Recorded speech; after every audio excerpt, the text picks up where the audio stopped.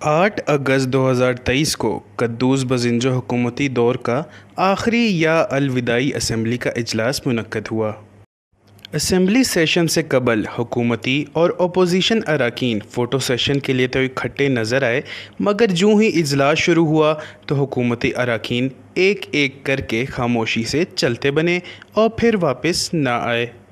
Session के दौरान अरकान असम्बली अपनी बारी के लिए आपस में लड़ते हुए भी नज़र आए, जबकि मुशीर बराए अक़लियती अमूर खलील जॉर्ज कोरम की निशानदेही करके अपनी बारी ना मिलने के बाइस खिताब किए बगैर ही ऐवान से चलते बने। कोरम की निशानदेही पर ऐवान में 5 मिनट तक घंटियां बजती रहीं, जिसके बाद एक रुकन असम्बली के आने पर इजलास दोबारा शुरू कर दिया गया।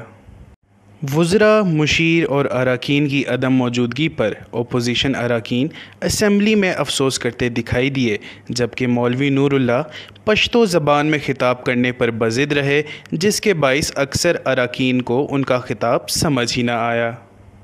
खाली बेंचों के सामने खिताब करते हुए अपोजिशन अरकान का कहना था कि हमें तवक्को थी कि हुकूमती अरकान अपनी 5 साला कारकर्दगी बयान करेंगे, लेकिन वो तो ऐवान से ही गैर हाजिर हैं, लिहाजा खाली बेंचों के सामने खिताब करना अपना वक्त ज़ाया करने के मुतरादिफ है। वज़ीर आला बलूचिस्तान मीर अब्दुल क़ुद्दूस बज़िंजो ने अलविदाई इजलास में भी शिरकत न की, तो वहीं 3.5 साल सूबाई वज़ीर रहने वाले ज़हूर बुलैदी ने भी वज़ीर आला बलूचिस्तान को खूब तनकीद का निशाना बनाया।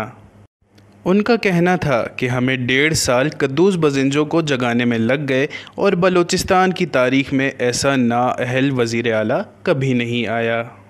वश न्यूज़, कोयटा।